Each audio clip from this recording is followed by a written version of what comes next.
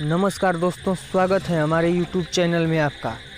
इस वीडियो में हम जानेंगे कौन सा देश नहीं कर रहा है अंतिम संस्कार, और हम इस वीडियो में ये भी जानेंगे कि कोरोना की वैक्सीन के बारे में, और कैसा रहा अमिताभ बच्चन का तीसरा दिन अस्पताल में। और हम आगे इस वीडियो में ये भी जानेंगे कि दुनिया के सबसे अमीर व्यक्ति बने मुकेश अंबानी। चलिए दोस्तों, बढ़ते हैं दूसरी खबर की तरफ। देश की पहली कोरोना वैक्सीन का इंसानों पर ट्रायल। 14 शहरों के 1500 लोगों पर ट्रायल शुरू। पहले चरण में वैक्सीन का लीवर की कार्य क्षमता और कोविड-19 पर असर जांचा जाएगा। पटना के एम्स में ट्रायल की प्रक्रिया शुरू। 18 से 15 साल के 10 लोगों को चुना। मेडिकल चेकअप के बाद वैक्सीन का पहला डोज दिया जाएगा। वैक्सीन के ह्यूमन ट्रायल के लिए एम्स में 5 विशेषज्ञों की टीम गठित गई। 14 दिन बाद वैक्सीन का दूसरा डोज दिया जाएगा।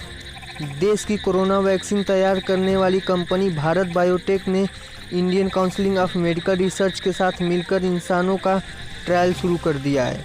यह पहले चरण का ट्रायल है। ट्रायल में देश भर में 14 जगहों पर अलग अलग 1500 वॉलंटियर में शामिल किया जाएगा।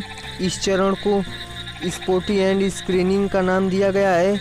इस ट्रायल में जांचा जाएगा कि वैक्सीन से संक्रमण का कोई खतरा तो नहीं, लीवर और कोविड-19 पर क्या असर पड़ा है। चलिए दोस्तों, बढ़ते हैं हम अगली खबर की तरफ। अमिताभ और अभिषेक बच्चन को कम से कम 7 दिन हॉस्पिटल में ही रहना होगा। नेगेटिव आए बिग बी के स्टाफ का होगा एंटीबॉडी टेस्ट। कुछ रिपोर्टर्स का दावा है कि अमिताभ बच्चन और अभिषेक का अगला टेस्ट 5 से 6 दिन बाद होगा। बिग बी के स्टाफ के एंटीबॉडी टेस्ट से पता लगेगा कि उनके घर कोरोना कैसे पहुंचा। 3 दिन से नानावटी अस्पताल में आइसोलेशन वार्ड में भर्ती अमिताभ बच्चन और उनके बेटे अभिषेक बच्चन का ट्रीटमेंट अच्छी तरह से चल रहा है। हालांकि उन्हें कम से कम 7 दिन तक अस्पताल में ही रहना होगा। यह जानकारी न्यूज एजेंसी पीटीआई ने अस्पताल से जुड़े सूत्रों से हवाले से दी है। वहीं कुछ रिपोर्टर्स का यह भी दावा किया जा रहा है कि दोनों का अगला टेस्ट 5 से 6 दिन के बाद होगा। चलिए दोस्तों, बढ़ते हैं अगली खबर की तरफ। अपने सैनिक का अंतिम संस्कार नहीं कर रहा चीन, लोगों को दी धमकी। चीन की सरकार गलवान घाटी में मारे गए अपने सैनिकों का अंतिम संस्कार करने से मना कर रहा है। इतना ही नहीं, चीन की सरकार ने गलवान घाटी में मारे गए चीनी जवानों के परिवार से कहा है कि वे उनका अंतिम संस्कार न करें, न ही कोई निजी समारोह आयोजित करें। चीन की सरकार ऐसा कर गलवान घाटी में हुई घटना को छिपाना चाहती है। चलिए दोस्तों, बढ़ते हैं अगली खबर की तरफ। केंद्रीय विद्यालयों में सेशन 2020-21 में एडमिशन के लिए गाइडलाइंस जारी। 27% सीटें ओबीसी स्टूडेंट के लिए आरक्षित। केंद्रीय विद्यालय संगठन ने देश में केंद्रीय विद्यालयों में अगले एकेडमिक सेशन 2020-21 में विभिन्न कक्षाओं में एडमिशन के लिए नई गाइडलाइन जारी कर दी है। इस साल केंद्रीय विद्यालय द्वारा नियमों में किए जाने वाले बदलावों के मुताबिक अब 27% सीटें अन्य पिछड़ी वर्गों यानी ओबीसी छात्रों के लिए आरक्षित की गई है।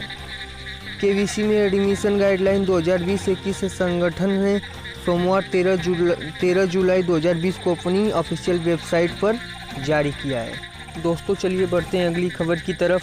दुनिया के 6ठे सबसे अमीर व्यक्ति बने मुकेश अंबानी।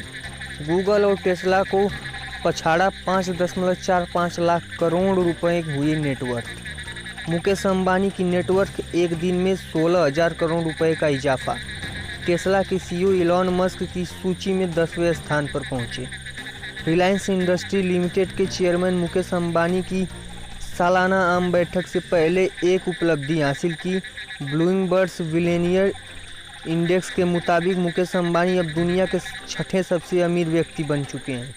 गूगल के संस्थापक लैरी पेज, सर्जे ब्रिन और टेस्ला के एलन मस्क को पछाड़कर मुकेश अंबानी यह उपलब्धि हासिल की।